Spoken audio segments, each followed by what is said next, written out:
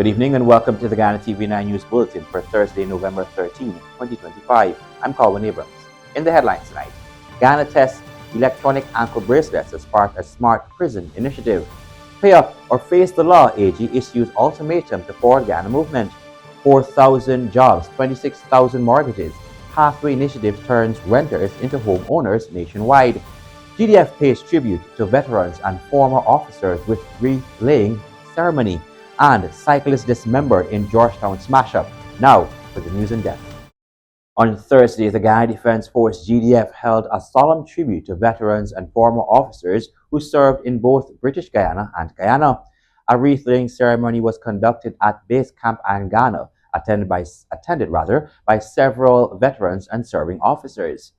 This event marks part of the GDF's 60th anniversary celebrations, honoring 6 decades of dedicated service to the nation. Here's more in this report.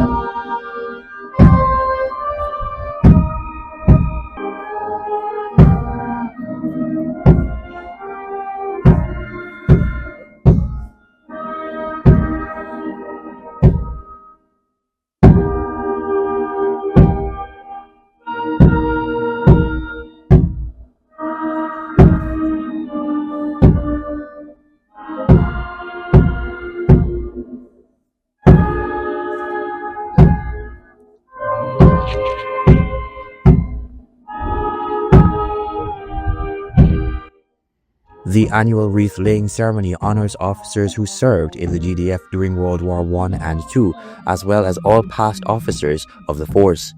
The event took place at Base Camp Ghana in Georgetown as part of the GDF's ongoing efforts to recognize the contributions and sacrifices of those who served the nation with distinction.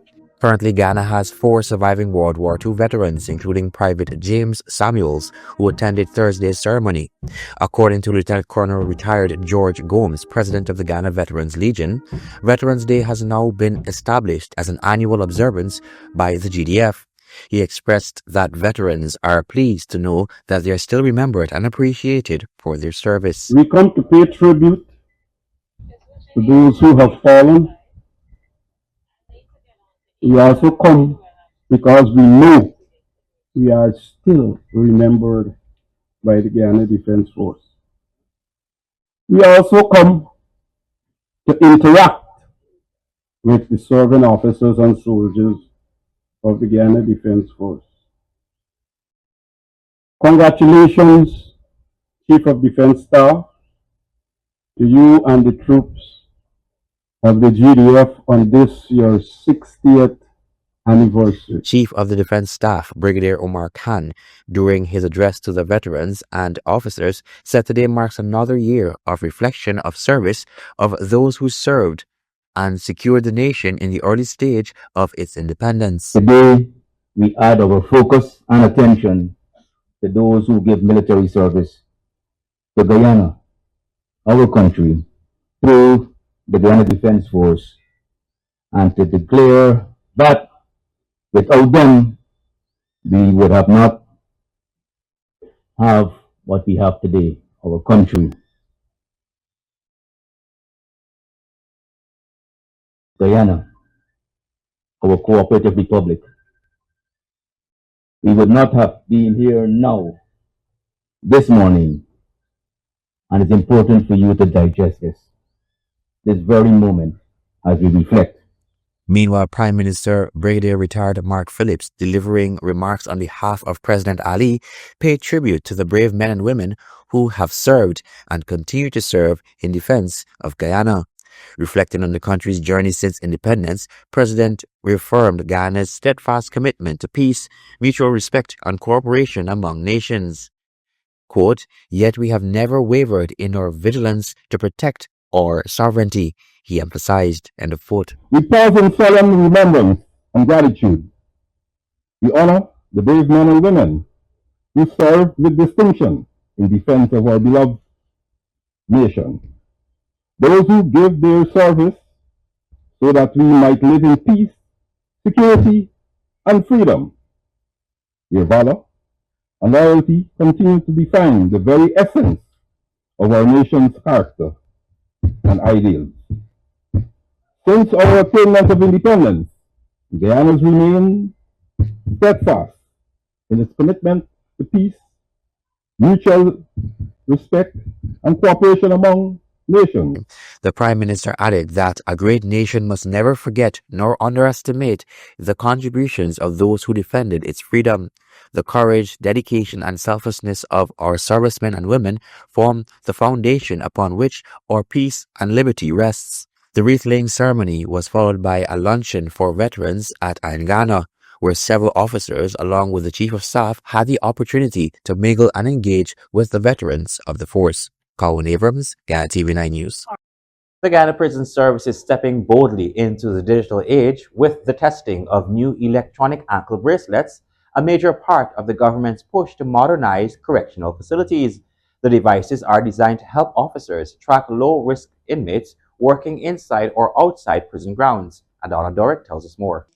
In its ongoing drive towards modernization, the Guyana Prison Service has launched a pilot program introducing electronic ankle bracelets, a system officials say will enhance security, accountability, and efficiency across prison network. According to Director of Prison Nicolan Elliott, the initiative is part of the wider strategic plan under the Ministry of Home Affairs aimed at building smart prisons that use technology to better manage inmate activities and rehabilitation. So, administratively, through the Ministry of Home Affairs and the prison administration, we would have recognized that anchor bracelets is a good initiative to assist inmates in keeping with our strategic plan.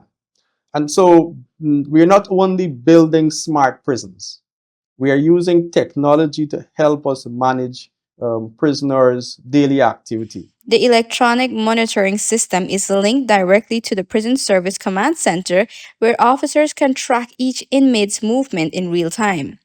If a prisoner leaves a designated zone, the system immediately triggers an alarm known as geofencing to alert both the inmates and the command center. And so the geofencing for this here will set off an alarm if that person goes outside of that authorized zone. And so when it goes off, it sends you can either have a pre-warning where the persons will be informed by the speaker here, indicating that they're outside of the authorized zone. The bracelets are being tested on low risk inmates who may be assigned to work on government projects such as road repairs, public works, or maintenance at cemetery duties similar to those carried out in previous years. During a live demonstration, Elliot showed how the bracelet can communicate directly with the command center, allowing both sides to talk through a built in speaker system. The prison service says the ankle bracelet represents a major step forward, creating a modern correctional environment, one that balances rehabilitation with public safety. Adana Dore, Ghana TV9 News. Thank you, Adana. The Attorney General and Minister of Legal Affairs, Anang Landlau, SC, has issued a firm ultimatum to the Forward Ghana Movement, FGM, demanding the payment of $4 million in court-ordered costs by November 14, 2025. Failure to comply will result in stringent legal action. Here's more. Speaking with his trademark precision during his weekly Issues in the News broadcast, Nadal confirmed that his chambers has already dispatched official demand letters following the recent ruling from the Court of Appeal. In advance, we have sent out letters demanding payment in compliance with the order on or before November the 14th. It's $2 million to the Attorney General and $2 million to GCOM. That's $4 million. If these sums are not paid, at least speaking for the Attorney General, I don't speak for GCOM, decisive steps will promptly be made to recover this sum of money, including, decisive steps will be made to recover this money. The ultimatum is a direct consequence of the October 5, 2025 decision from the Court of Appeal, which dismissed FGM's challenge against the Guyana Elections Commission, GCOM, regarding its exclusion from the September 1 elections in Regions 7, 8, and 9. The appellate court, presided over by Acting Chancellor Justice Roxanne George, labeled the party's case as utterly without merit. It reaffirmed the GCOM acted within the law by excluding FGM from the ballot due to the party's failure to submit the necessary candidate list. Justice George has mandated FGM to cover legal costs owed to both the Attorney General and GCOM by mid-November, a directive that looms over the party like a financial guillotine. In the original ruling by Chief Justice Navindra Singh, FGM's claims were dismissed as baseless. Singh underscored that GCOM adhered to electoral regulations meticulously. However, undeterred by this setback, the party, represented by Crystal Fisher, sought to appeal, only to confront an even harsher defeat. The original case, heard by Acting Chief Justice Navindra Singh, was itself a legal demolition. Singh dismissed FGM's claims as baseless, stating GCOM had followed electoral law to the letter. But the party, led by Representative Crystal Fisher, pressed on with an appeal, only to face a second, more brutal defeat. So Navindra Singh told them that their case was hopeless, completely without merit, ridiculous, and dismissed it with $1 million in costs. They went to the appeal court, and those three judges used even stronger language. The judges say that the case was ludicrous, was wholly without merit, was an abuse of the process of the court, and accused the FGM party and lawyers for not being candid with the court and withholding information. It was a tongue lashing of the highest order. Despite these judicial rebukes, the Forward Ghana movement has now filed an application seeking leave to appeal to the Caribbean Court of Justice, CCJ, and initiate an election petition in the High Court. Attempts that Nandlal has criticized as another round of legal misadventure. His chambers has already filed a summons to strike out the petition on several procedural grounds, including failure to obtain necessary leave, omission of essential parties, and late document service. With the deadline fast approaching, Nandlal asserted that the rule of law will not be compromised. His final statement carried the authority of a gavel strike. Quote, "The court has ruled and the law will be enforced. No exceptions." End of quote. Melanie Morris, Guyana TV9 News. Chaos and horror erupted on Thursday in Georgetown when a pedal cyclist was brutally crushed to death in a devastating collision between Lamaha Street and Blessingen Road. Eyewitnesses say the man was hit by a truck with such force that his chest was torn open, leaving his remains scattered across the roadway. Emergency responders rushed to the scene. Police locked down the area following the accident and launched a full-scale investigation into the tragic accident. As Ghana's oil and gas sector expands, the government is taking decisive steps to prepare its citizens for leadership roles in the burgeoning industry. At the Ghana Technical Training College, Inc. in Port Morant, Berbice, Director Professor Clement Sanket emphasized that the institution is the forefront of a new era of technical education aimed at equipping Guyanese with essential skills to spearhead national development. Fortunately, in this project, there is an agreement between the government of Ghana and ExxonMobil in developing this institution. Now, I am not privy to this, but the president has made it quite public that this project, the Guyana Technical Training College, is going to be funded to the tune of $100 million. In fact, I've heard 120 million US dollars. But let me also add, it's not only phase one, which is the oil and gas, but it's also phase two, the Hospitality and Tourism Institute, and hopefully a phase three, which is broader skills training through the Putmoran Training College, Gaisukus Training College that is there. The college stands as a model of effective public private partnership in education, backed by a collaborative effort between ExxonMobil, the Stabroek Block Co Ventures, and the government of Ghana. This joint investment has transformed GTTCI into a world class training hub capable of producing globally accredited technicians and engineers. Sankat highlights that such alliance exemplifies the importance of cooperate responsibility and government alignment in creating opportunities for the nation's youth. This ensures that technical training evolves in tandem with industrial growth.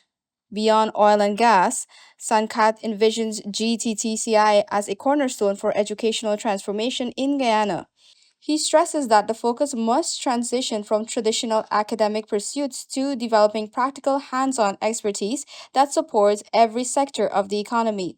By strengthening technical and vocational institutions, Ghana can cultivate a sustainable workforce capable of meeting both domestic and global demands. Those are tremendous training opportunities, good institutions to train our people for the world of work and the skills that are required. So Ghana is on a path of developing its young people to filling the gaps and the needs, like the GTTCI in oil and gas. As Guyana's energy ambition accelerates, the success of GTTCI could define how the nation sustains growth beyond oil. By integrating education with industry and fostering a new generation of skilled professionals, the partnership between the government and the private sector is set to drive Ghana's transformation from a resource rich nation to a knowledge driven one. Adana Dorek, Ghana TV9 News. The government's National Pathway Workers Initiative is making strides in helping more Guyanese achieve financial independence and home ownership. The Minister of Housing, Colin Crowe, shared that this program now empowers part-time workers to qualify for low-income mortgages, a possibility that was once out of reach for many. The initiative aims to uplift citizens and promote long-term economic stability. Details in this report. Minister Kroll explained that individuals earning the previous part-time wage of $40,000 per month can now approach the New Building Society (NBS) to apply for a low-income mortgage, which averages around $26,000 monthly. He noted that this allows workers to supplement their income while taking real steps toward home ownership, something previously considered unattainable. Person who is working, earning, well, now it will be increasing them, but let's use the 40,000 that it was at before. Person can, with a part-time job, can go to NBS and apply for a low-income mortgage because it works out to about an average about 26,000. That's what monthly. Minister Kroll emphasized the transformative nature of the program, particularly beneficial for young people who now have the opportunity to aspire toward home ownership early in their lives. However, he noted that some have requested to lower the application age from 21. For the time being, the ministry will maintain the age threshold due to high demand and a growing backlog of applications. Minister Kroll stated that once operations stabilize in the upcoming years, adjustments may be considered. It's not under consideration. We have a huge demand and we have to set some criteria. That's what we're working on. As I said, we have a huge backlog. Maybe in due time, years to come, when we're on par, then we can look at those kind of variables to alter. Minister Kroll reaffirmed that the initiative's success underscores the government's broader commitment to social mobility, economic inclusion, and youth empowerment. This program is not just about jobs, it provides ordinary citizens with pathways to sustainable prosperity. Colin Abrams, Ghana TV9 News. The Attorney General Anil Nandlal has sought to clarify the scope of constitutional rights and freedoms as they apply to the ongoing extradition proceedings involving U.S.-sanctioned businessmen Nazar and Azruddin Mohammed. He emphasized that such cases differ significantly from standard criminal trials. Here's more. I want to make something very clear. The Constitution accords rights and freedoms to citizens and non-citizens of Guyana. But we have to examine what those rights and freedoms are. The ones that are being bandied about here, that are being violated, have no application to these proceedings. This extradition proceedings, by all the judicial pronouncements, by all the courts in the world, are described as sui generis. Citing the provisions of the Constitution, Nandlal pointed out the rights such as the right to a fair trial, the right to a hearing within a reasonable time, and the right to be presumed innocent are specifically afforded to persons charged with criminal offences and tried within Guyana. The Attorney General made these remarks amid growing public discussion over whether constitutional protections extend to individuals facing extradition. The issue has garnered attention due to its legal and diplomatic implications. Nandlal underscored the international significance of the ongoing gold-related fraud investigation, dismissing claims that the matter is minor or purely domestic. He pointed out the global scope of the transactions under investigation and cautioned against downplaying their importance. This is not a minor fraudulent offense about not declaring customs duties or not paying the right custom duties. This is the trade or the movement of gold. And you're using the American Custom Department that was basically forged and other documents apparently were put to. The American system was involved. Yeah. And that's why the Americans got involved. But it's bigger than that. It's a global system. It's the integrity of the global system. Global If system. you compromise that integrity, Once you compromise that, then the whole system collapses. then the whole system is affected. Yeah. So the international nature of these transactions have to be appreciated. There is a great intent and effort to diminish the importance of it and make it national. Yeah. It is not national. It is international. I hear people say, but the Americans didn't lose any money. Yeah. It is not about that. Nandlal reaffirmed that the state has a duty to ensure that all extradition proceedings are conducted in full accordance with both its international and domestic legal obligations. He referenced recent comments by the Vice President, Dr. Bart Jagdeo, who displayed U.S. Senator Marco Rubio's signature on a related document highlighting the international dimensions of the case. According to Nandlal, this was essential to correct misconceptions regarding the nature of the proceedings. In relation to local charges against Mohammed for tax evasion, the Director of Public Prosecution, DPP, has officially discontinued the tax-related charges against businessman Azruddin Mohammed. This decision was taken in light of ongoing extradition proceedings initiated by the U.S. government. According to a release from the DPP's chambers, the charges originally filed by the Ghana Revenue Authority, GRA, in May 2025 were withdrawn pursuant to Article 187(1)(c) of the Constitution of Guyana. This action was taken in the interest of international comity appropriateness and fairness to the defendant. Colwyn Abrams, Ghana TV9 News. And finally, in tonight's newscast, Cambodia has evacuated hundreds of residents from a border village as tensions with Thailand rises, threatening a ceasefire agreed in July. About 250 families from Prey Chan in Bantay Minche province were moved to a nearby temple after a shootout on Wednesday left one man dead and 3 others injured. And that has brought us to the end of tonight's newscast. Remember to check out our Facebook and YouTube platforms at GUI TV9 for more trending stories. I'm Colin Abrams. Good night.